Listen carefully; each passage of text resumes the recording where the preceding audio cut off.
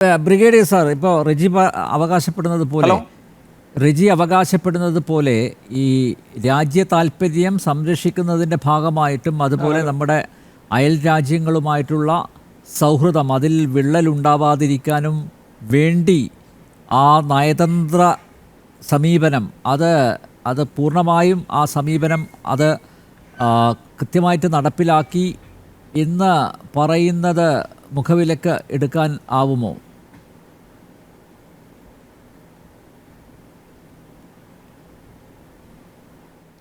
തീർച്ചയായും ഇല്ല.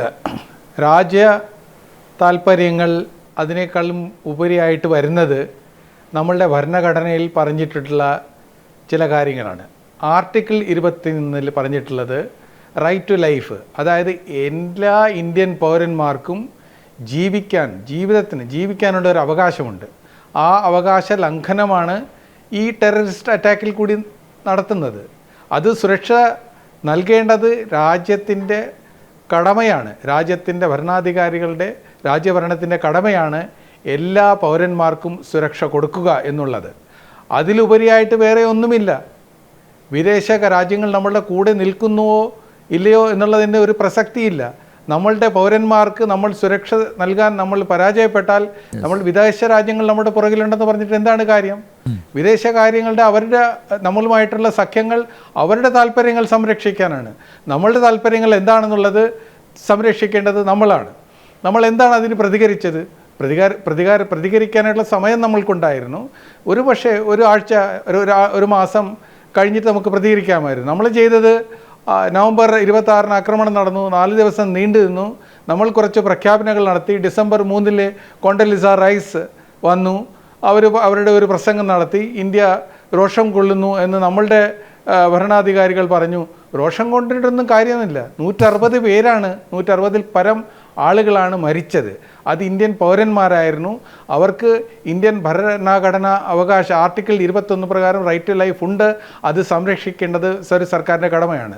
നമ്മൾ എന്താണ് ചെയ്തത്?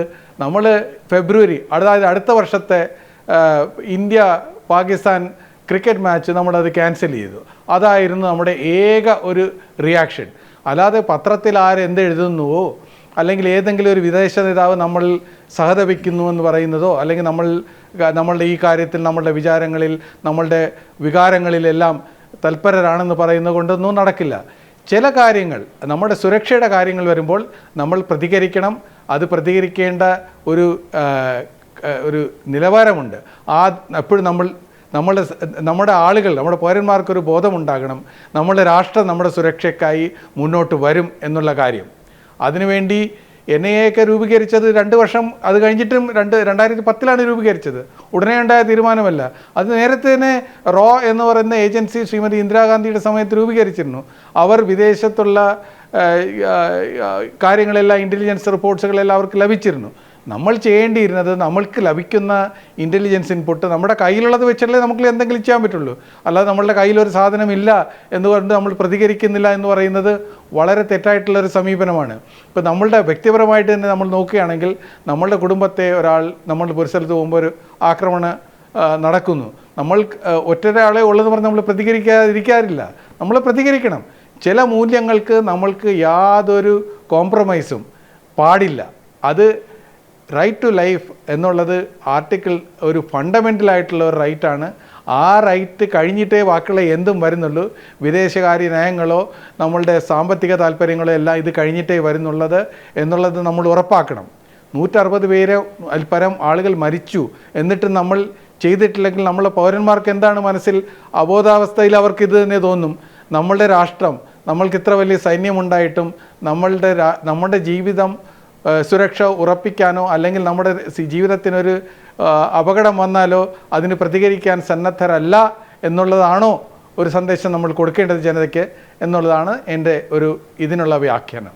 അതെ റെജി, അതായത് മഹാത്മാഗാന്ധിയുടെ അഹിംസാ സിദ്ധാന്തവുമായിട്ട് മുന്നോട്ട് പോയാൽ പോരാ.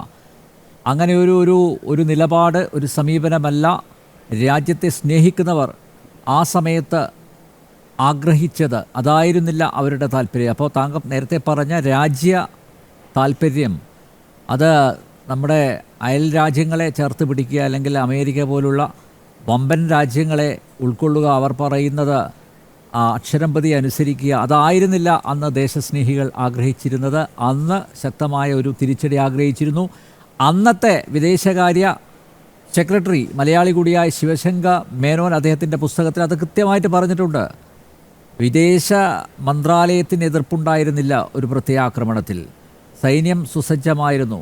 പക്ഷേ ചില കീഴടങ്ങലുകൾ, അതുപോലെ സമരസപ്പെടലുകൾ, ഒത്തുതീർപ്പുകൾ എല്ലാം അവിടെ ഉണ്ടായി എന്ന് അദ്ദേഹം കൃത്യമായി രേഖപ്പെടുത്തിയിട്ടുണ്ട്. അവിടെയാണ് അന്ന്, അതായത് ഈ മുംബൈ ഭീകരാക്രമണത്തിന് ശേഷം മൂന്നാമത്തെ ദിവസം ആഭ്യന്തരമന്ത്രിയായി ചാർജ് എടുത്ത പി ചിദംബരത്തിൻ്റെ വാക്കുകളെ നമ്മൾ സഗൗരവം കാണേണ്ടത് എന്നാണ് പറയാനുള്ളത്.